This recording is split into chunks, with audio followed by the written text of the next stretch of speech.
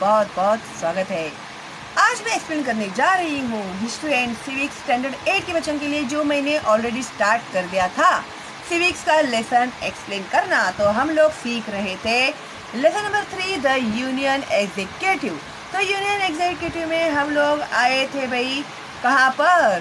पहले तो हम लोगों ने यूनियन गवर्नमेंट देखा, फिर अभी हम लोग प्रेसिडेंट के बारे में सीख रहे हैं। और प्रेसिडेंट का जो है हम लोगों का कंप्लीट हो गया है पूरा, उनके क्या क्या पावर है, क्या है, कितने साल में इलेक्शंस होते हैं, एज ग्रुप क्या होता है, सब कुछ आई होप आप लोगों ने अच्छे से समझ लिया है। और जो बच्चे आज पहली बार देख रहे हैं मेरा चैनल और उन्होंने पार्ट 1 नहीं देखा है, तो प्लीज़ पहले पार्ट 1 देखिएगा, इट्स माय रिक्वेस्ट, ठीक है। और बाद में देखिएगा ये पार्ट 2, तो आप लोगों को समझ में आएगा, ठीक है। ओके, तो आज मैं आप लोगों को सिखाने वाली हूँ prime minister and the council of ministers. देखो भाई, ये सभ्य है ना, तुम लोग अपने देश की फ्यूचर हो क्या नहीं? अब फ्यूचर में तुम लोगों में से ही कोई एक प्राइम मिनिस्टर बनेगा, कोई एक मिनिस्टर बनेगा, कोई प्रेसिडेंट बनेगा। तो ये जो सब मैं सिखा रही हूँ ना, वो जरा ध्यान से सुनो, ध्यान से सीखो, तो आगे आप लोगों के काम में आएगा, ठीक है। इसके लिए तो दिया है ये सब तुम लोगों को, ताकि आप लोग को पता चले उनके क्या क्या काम होते हैं, ठीक है। अभी तुम लोग है कितने साल के? 8th स्टैंडर्ड ना, तो 13 साल के तो होंगे ये तुम लोग, 12 या 13 या 14, ठीक है। तो अभी बराबर तुम लोग 10, 20, 23, हाँ 23 ईयर के बाद हो सकता है भाई तुम लोग ही प्रेसिडेंट बन जाओ हमारे देश के। हो सकता है ना, पॉसिबल है ना कुछ भी। हाँ, मुझे भूलना मत तुम लोग, लेकिन याद रखना भाई, मेरे को शालिनी हुबली कर है करके टीचर की हम लोगों को सिखाती थी करके, इतना तो करना भाई मेरे लिए कम से कम। ओके, तो चलो फिर अभी हम लोग 25 साल के बाद देखते हैं क्या होता है। 25 साल ही ना, हाँ बराबर 35, ठीक है, 1-2 साल इधर उधर, ठीक है।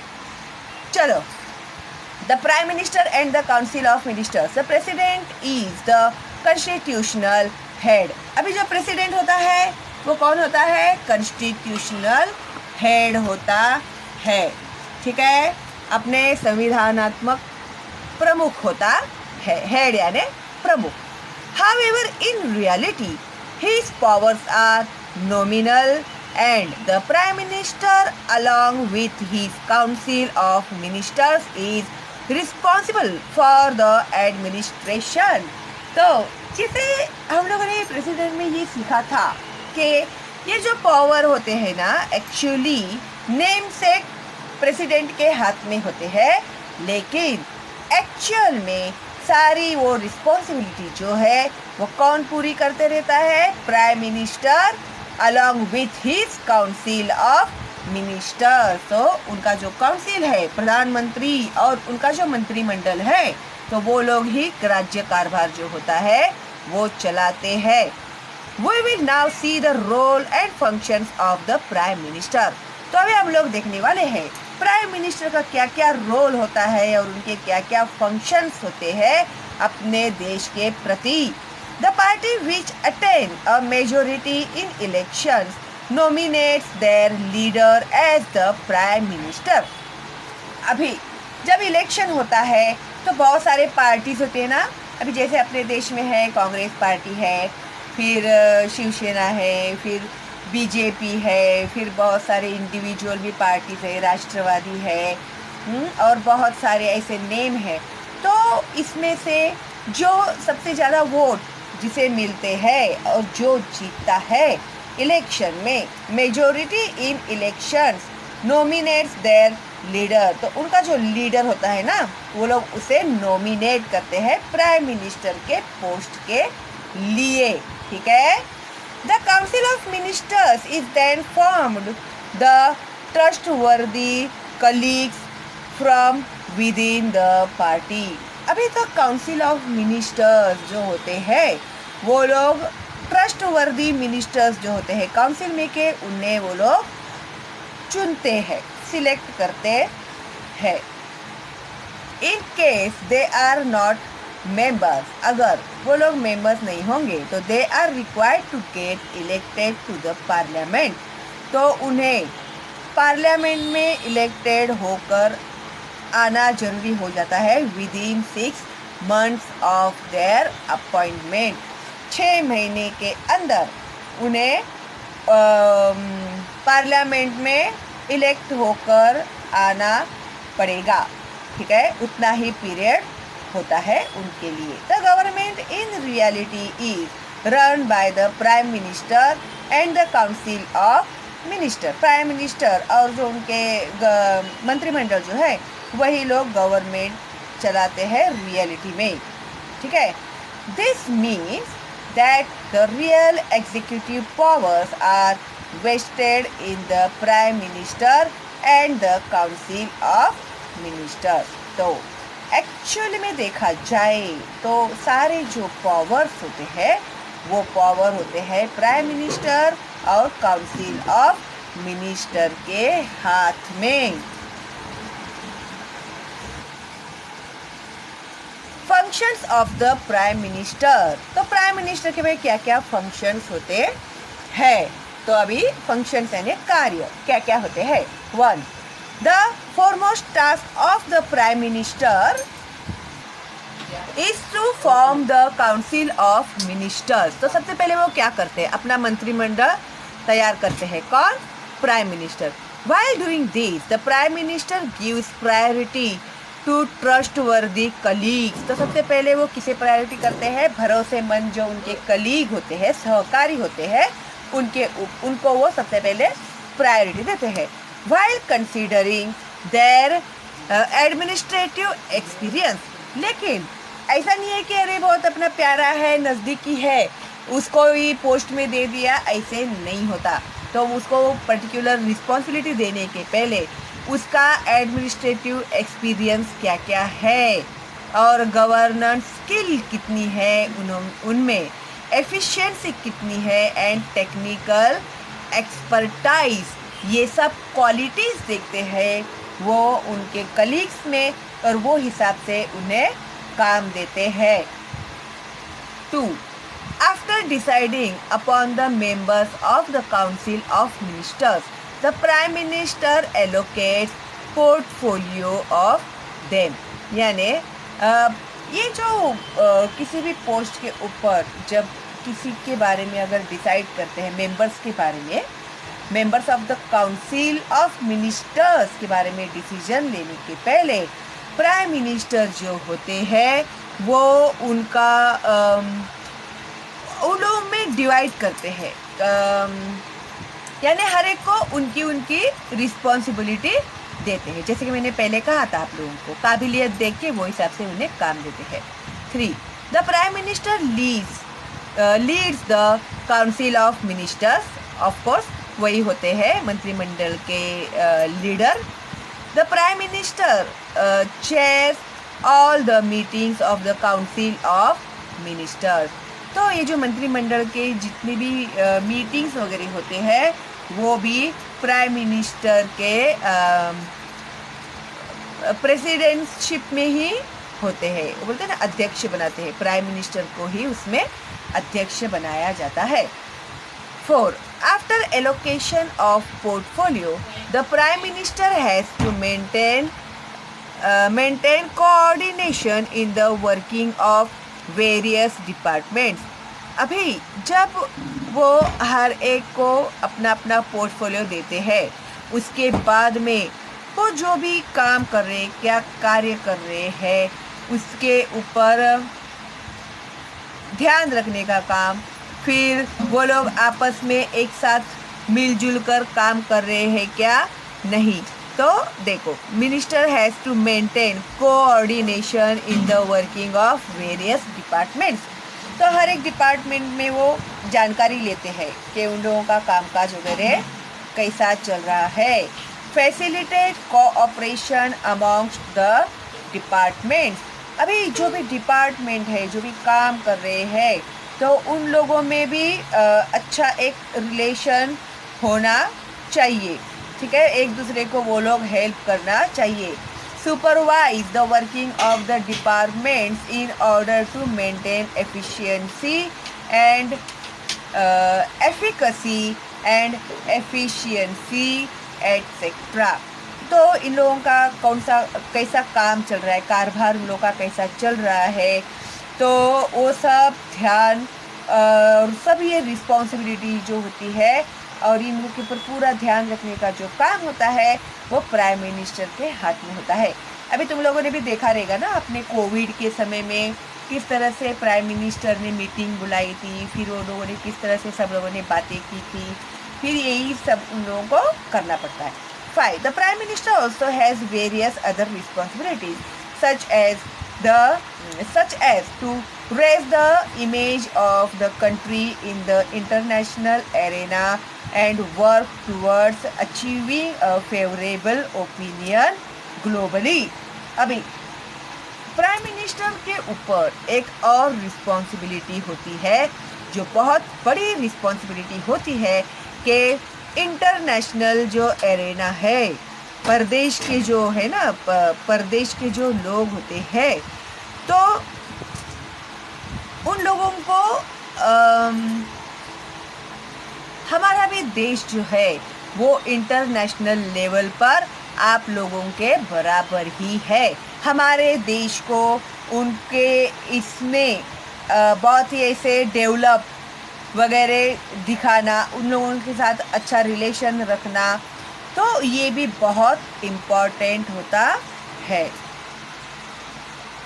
तो the prime minister also has various other responsibilities such as to raise the image of the country, यानी अपने देश का image in the international arena, अपने अंतर्राष्ट्रीय जो देश है, पूरे सारे देश जो है इंटरनेशनल लेवल पे, तो उसमें अपने देश को अच्छा, अपना देश का इमेज अच्छा करके दिखाना and work towards achieving a favourable opinion globally, और अपना भी देश ग्लोबली बहुत अच्छा है ये भी प्रूव करना। To develop trust among people and to provide strong support to people who are victim of any disaster etc. अपनी जो जनता है, जनता का विश्वास जो है उसे हासिल करना, और कोई भी कुदरती डिज़ास्टर है या फिर कोई ऐसा प्रॉब्लम है जो जनता फेस कर रही है, तो उस समय में जनता के साथ खड़े रहना और मजबूती से खड़ा होकर जनता को उसमें हेल्प करना, उस तकलीफ़ में से बाहर निकालने की कोशिश करना। अभी जैसे ये कोविड में हुआ ना, जैसे लोगों को, जो बेचारे गरीब लोग थे, उन लोगों को खाना पीना नहीं मिल रहा था, तो बहुत सारे इंस्टीट्यूशन से ऐसे प्राइम मिनिस्टर ने तो भी किया, उनके लिए बैंक में पैसे डाले, ऐसा तो ऐसे न्यूज़ में बताते रहते हैं वो लोग। तो इस तरह से हेल्प किया, जिनको जाना था गांव में उनके लिए स्पेशल गाड़ियां वगैरह चालू की थी, या फिर उनको कुछ पास देते थे, फिर वो लोग गांव में जाते थे। अभी हम लोग इधर के ही है, इसके लिए हम लोग को टेंशन नहीं, लेकिन जो लोग गांव में जाना चाहते थे तो उन लोगों को गांव में भी जाने का मौका मिला। भले थोड़ा आगे पीछे हुआ रहेगा, लेकिन बहुत लोग गए गांव में। Do you know, have you heard about jumbo ministry? कभी तुम लोगों ने जम्बो मिनिस्ट्री के बारे में सुना है क्या? This refers to huge council of ministers, यानी इसमें बहुत बड़ा काउंसिल होता है मिनिस्टर्स का। तो there was a trend to keep large council of minister in our country. तो हमारे देश का जो मंत्रिमंडल है ना, वो बहुत बड़ा है, वो दिखाने के लिए लार्ज मंत्रिमंडल बनाया जाता है। Later a constitutional amendment was made to limit the size of the council of ministers, लेकिन बाद में जब वो मंत्रिमंडल का लिमिटेशन उनके साइज के हिसाब से डिसाइड किया जाता है और फिर उसमें वो लोग करेक्शन करते हैं। As per this amendment, the number of ministers in the council should not be more than 15% of the total number of members in the Lok Lok Sabha. और इस तरह से आखिरकार ये जो मंत्रिमंडल होता है उनमें जो लोकसभा के जो सदस्य होते हैं उन लोगों का जो टोटल काउंट होता है ना वो कम से कम 15% से ज़्यादा नहीं होना चाहिए, ये डिसाइड किया जाता है। ठीक है, तो ये एक नॉलेज दिया तुम लोगों को मिनिस्ट्री के बारे में, मंत्रिमंडल के बारे में। The functions of council of ministers, क्या बैकग्राउंड और क्या कैसा लिखा है ना, समझ दिखता भी नहीं है वो कैसे पढ़ने का करके। Functions of council of ministers. 1. In a parliamentary form of government, the Council of Ministers takes initiative in the progress of law making. अभी ये जो संसद की जो लॉज होते हैं उसमें ये जो काउंसिल ऑफ मिनिस्टर्स होते हैं ना वो लोग लीडिंग लेते हैं। The scheme, policy, plans etcetera.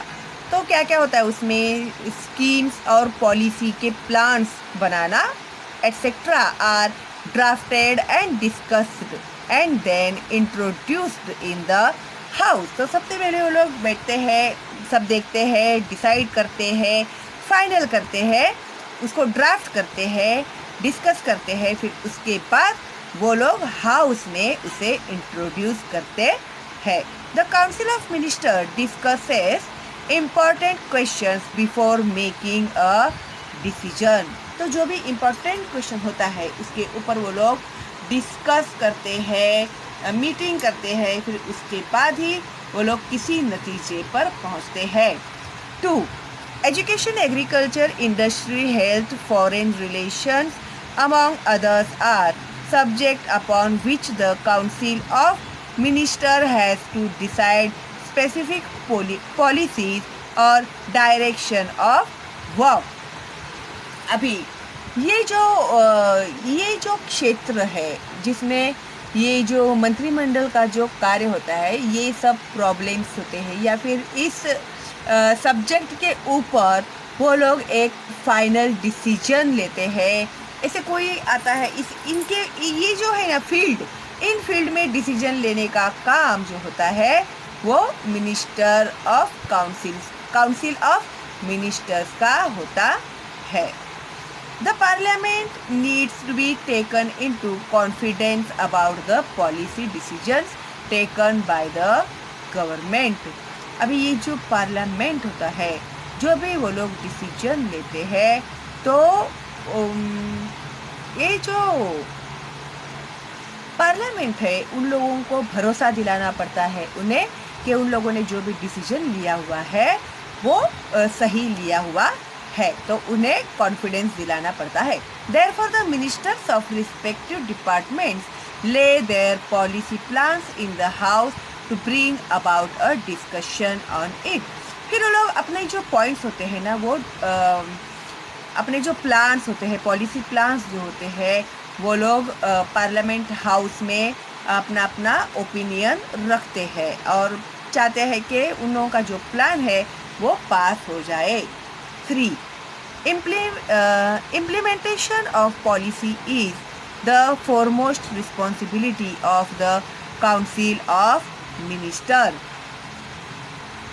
तो काउंसिल ऑफ मिनिस्टर्स ने जो भी पॉलिसी इम्प्लीमेंट की है तो वो सही से चल रही है क्या नहीं, तो इसकी रिस्पॉन्सिबिलिटी भी वो देखने की रिस्पॉन्सिबिलिटी भी है वो काउंसिल ऑफ मिनिस्टर्स के ऊपर ही होती है। Once the parliament approves the laws, the council of minister implements them. और एक बार पार्लियामेंट ने वो जो लॉ है वो अप्रूव कर दिया तो उसे काउंसिल ऑफ मिनिस्टर जो होता है वो इम्प्लीमेंट में लाता है, यानी उसकी अमल बजावनी करते हैं वो लोग। ठीक है, how does the parliament keep a check over the executive, दिख रहा है ना तुमको। How does the parliament keeps a check over the executive, यानी संसद में जो मंत्रिमंडल होता है उसके ऊपर वो किस तरह से कंट्रोल करते है या फिर ध्यान रखते हैं। In a parliamentary system of government, the legislature tries to keep control over the executive, that is the council of minister. तो कौन उनके ऊपर कंट्रोल करता है? तो council of ministers he control करता है। The control is exercised in the law making or policy making process, implementation of policies, and even after that a few ways of exercising control over control are। अभी किसके किसके ऊपर वो लोग control करते हैं? तो exercise in the law making, यानी जो कायदा कानून बनाते हैं उसके ऊपर, और पॉलिसी मेकिंग यानी वो जो भी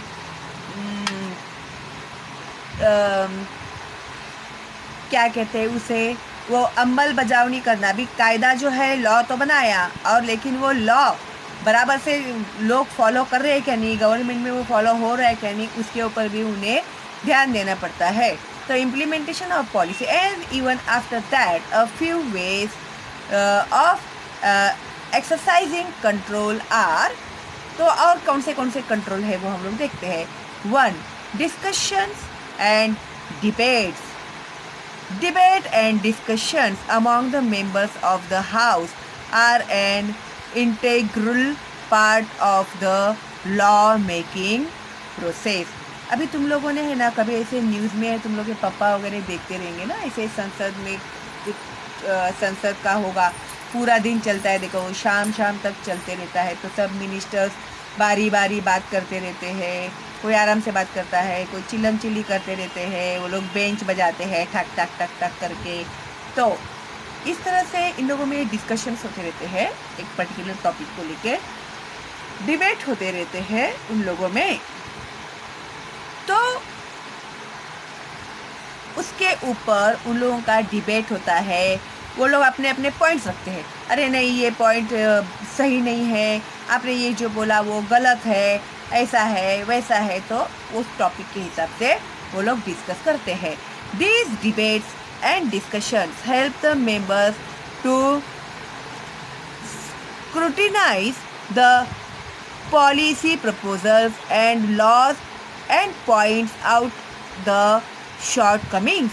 तो इन लोगों का ये जो डिबेट होता है, इन लोगों का आपस में जो डिस्कशंस होते रहता है, इसके कारण जो लॉज में की जो कमियां हैं वो एक दूसरे को आपस में कमियां ही दिखाते रहते हैं। तो लॉ में की कौन सी भी कमियां हैं जो लोग दिखाते हैं, तो this discussion are essential for creation of healthy laws. तो इन लोगों के जो डिस्कशन होता है, जो डिबेट होता है, इस कारण हम लोगों को लॉ किस तरह से ये कमियां वगैरह सब गिन चुन कर फिर कौन सा लॉ बनाना अच्छा रहेगा, तो उसके ऊपर वो लोग डिसीजन लेने के लिए उन्हें वो हेल्पफुल होता है, और इस कारण एक हेल्दी लॉ वो लोग क्रिएट कर सकते हैं या बनाते हैं। 2. क्वेश्चन हावर, यानी क्वेश्चंस एंड आंसर्स, जो आप लोगों को डरा देता है ना। During parliamentary session the proceedings of the house begins with question asked by the members of the house. तो जो पार्लियामेंट्री सेशन के समय में जो हाउस में बैठे हुए जो लोग होते हैं, उन लोगों को सवाल पूछे जाते हैं।